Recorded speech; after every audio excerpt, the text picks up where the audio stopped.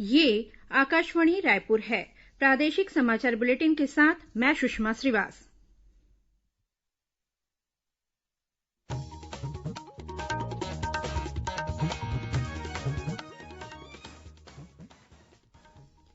और अब पेश है आज के मुख्य समाचार। केंद्रीय वित्त मंत्री ने देश में उपभोक्ता मांग में लगभग 73,000 करोड़ रुपए तक की वृद्धि के लिए बड़ी योजनाओं की घोषणा की। कांग्रेस ने मरवाही उपचुनाव के लिए डॉक्टर के ध्रुव को अपन प्रत्याशी घोषित किया। मुख्यमंत्री ने छत्तीसगढ़ उच्च न्यायालय के मुख्य न्यायाधीश को पत्र लिखकर सभी जिलों में यौन अपराधों से संबंधित प्रकरणों की शीघ्र सुनवाई के लिए फास्ट ट्रैक कोर्ट अधिसूचित करने का अनुरोध किया।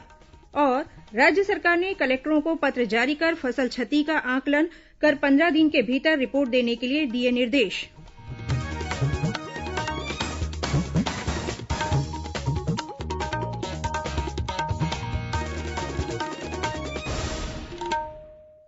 अब समाचार विस्तार से। केंद्रीय वित्त मंत्री निर्मला सीतारमण ने देश में उपभोक्ता मांग में लगभग 73,000 करोड़ रुपए तक की वृद्धि के लिए 5 बड़ी योजनाओं की घोषणा की है। आज नई दिल्ली में संवाददाताओं को संबोधित करते हुए उन्होंने देश में मांग को बढ़ाने के कुछ नए प्रस्तावों का ब्यौरा दिया। उन्होंने बताया कि नए प्रस्तावों का उद्देश्य एलटीसी, वाउचर और फेस्टिवल एडवांस देकर मांग को बढ़ाना है। वित्त मंत्री ने बताया कि केंद्र और राज्य सरकारों द्वारा पूंजी व्यय के लिए अतिरिक्त 37,000 करोड़ रुपए दिए जाएंगे। उन्होंने बताया कि सरकारी कर्मचारियों को एलटीसी की 2018 से 21 ब्लॉक अवधि के लिए 10 दिन की छुट्टी के बदले नगद भुगतान किया जाएगा और उनकी पात्रता के अनुसार यात्रा किराया दिया जाएगा। प्रधानमंत्री नरेंद्र मोदी ने वर्चुअल समारोह में राजमाता विजयाराजे सिंधिया की जयंती पर उनके सम्मान में 100 रुपए का स्मारक सिक्का जारी किया।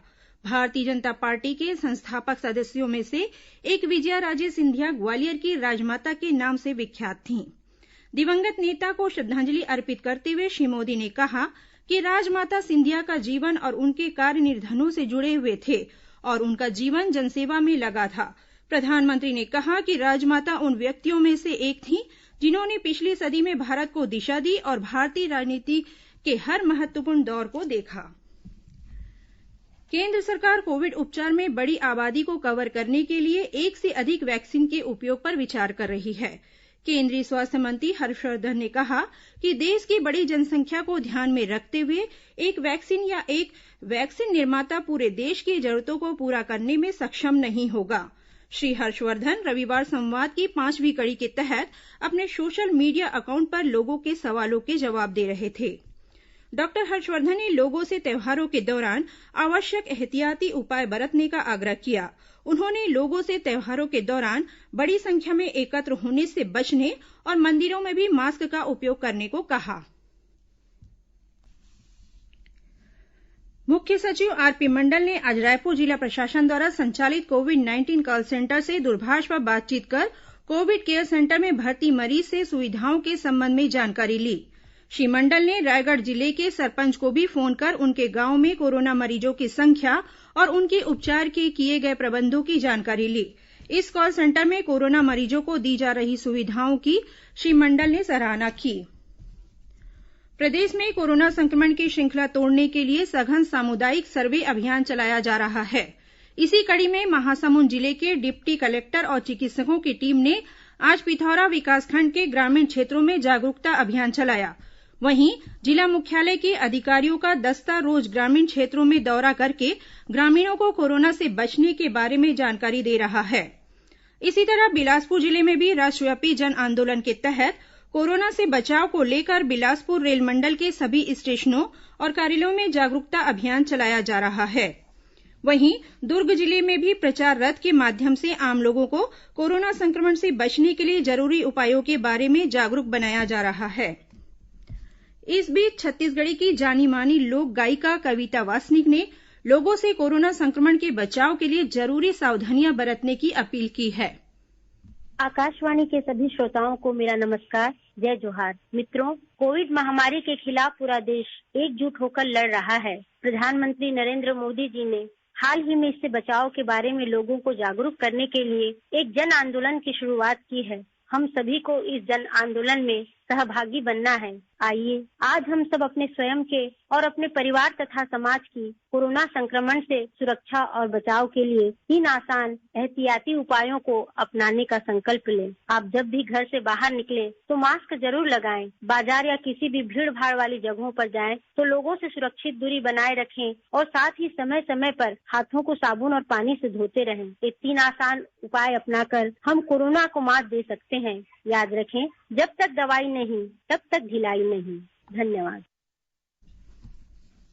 मुख्यमंत्री भूपेश बघेल ने छत्तीसगढ़ उच्च न्यायालय के मुख्य न्यायाधीश न्यायमूर्ति पीआर रामचंद्रन मेनन को पत्र लिखकर सभी जिलों में यौन अपराधों से संबंधित प्रकरणों की शीघ्र सुनवाई के लिए फास्ट ट्रैक कोर्ट अधिसूचित करने का अनुरोध किया है।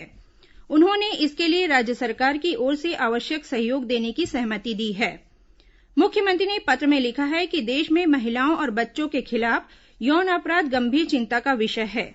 हालांकि उन विषयों पर पर्याप्त कानून बने हुए हैं, इसके बावजूद उन अपराधों में कमी होते नहीं दिख रही है, जो चिंता का विषय है। श्री बघेल ने लिखा है कि फास्ट ट्रैक कोर्ट अधिसूचित किए जाने पर ऐसे प्रकरणों की सुनवाई समय सीमा के भीतर हो सकेगी। इस बीच बस्तर रेंज के पुलिस महानिरीक्षक सुंदरराज पी ने इस रेंज के सभी पुलिस अधीक्षकों को निर्देश दिया है कि महिला एवं बालिकाओं के विरुद्ध अपराधों में शामिल तत्वों के खिलाफ कड़ी कार्रवाई करने के लिए हर जिले में नोडल अधिकारी नियुक्त किया जाए, ताकि ऐसे अपराधों की त्वरित विवेचना कर दोषियों के खिलाफ कार्रवाई हो सके। राजस्व और आपदा प्रबंधन विभाग की सचिव रीता शांडिल्य ने प्रदेश के सभी जिलों के कलेक्टरों को पत्र जारी कर फसल क्षति का आकलन कर रिपोर्ट देने के निर्देश दिए हैं। इस साल मानसून के दौरान विभिन्न जिलों में अतिवृष्टि और बाढ़ के कारण खरीफ की फसलों को नुकसान हुआ है। प्रभावित किसानों को केंद्र सरकार द्वारा फसल क्षति के संबंध में जारी निर्देश के अनुसार आर्थिक अनुदान सहायता उपलब्ध कराई जाती है। प्रभावित कृषकों को आर्थिक अनुदान सहायता उपलब्ध कराए जाने के लिए फसल क्षति का सही आकलन अत्यंत आवश्यक है। कलेक्टरों को फसल क्षति के संबंध में संपूर्ण जानकारी निर्धारित प्रपत्र में भरकर 15 दिवस के भीतर देने के निर्देश दिए गए हैं। प्रादेशिक समाचार आप आकाशवाणी रायपुर से सुन रहे हैं। और अब आगे बढ़ते हैं बाकी के समाचारों की ओर। जनता कांग्रेस छत्तीसगढ़ जे की ऋचा जोगी ने मुंगेली की जिला छानबीन समिति की ओर से उन्हें जारी किए गए नोटिस को छत्तीसगढ़ हाईकोर्ट में चुनौती दी है। इस संबंध में उन्होंने उच्च न्यायालय में याचिका दायर की है। अपनी याचिका में ऋचा जोगी ने कहा है कि उनके पूर्वज 1950 के पूर्व से ही मुंगेली के पास रहते आ रहे हैं और सारे दस्तावेज गोंड जाति के हैं। मरवाही सीट में उपचुनाव के लिए जो दस्तावेज उन्हें जिला कलेक्टर कार्यालय से चाहिए, उसके लिए ऑनलाइन आवेदन लगा दिया गया है, लेकिन कार्यालय का स्टाफ कोरोना पीड़ित होने के कारण उन्हें कार्यालय द्वारा यह जानकारी अभी तक उपलब्ध नहीं कराई गई है। गौरतलब है कि जिला स्तरीय जाति छानबीन समिति द्वारा ऋचा जोगी को नोटिस जारी कर उनसे जाति संबंधी दस्तावेज मांगे गए हैं। उन्हें आज दोपहर 12 बजे तक दस्तावेज पेश करने के लिए कहा गया था। इस संबंध में ऋचा जोगी की ओर से आज ईमेल के जरिए जवाब पेश किया गया। हमारे मुंगेली संवाददाता ने बताया कि जिला सत्यापन समिति के अध्यक्ष ने कहा है कि प्रस्तुत किए गए सभी दस्तावेजों का सत्यापन कर समिति कल शाम तक अपना निर्णय देगी। राजनांदगांव जिले के सोमनी थाना क्षेत्र से अपहरण किए गए ढाबा संचालक के पुत्र को पुलिस ने महाराष्ट्र के साकोली क्षेत्र से सकुशल बरामद किया है। पुलिस अधीक्षक डी श्रवण ने बताया कि शनिवार रात को देवादा से अपहरण किए गए बालक को आरोपी नागपुर में छोड़कर भाग गए थे। यह जानकारी मिलने के बाद पुलिस ने टीम बनाकर घेराबंदी की और बालक को अपने कब्जे में लिया।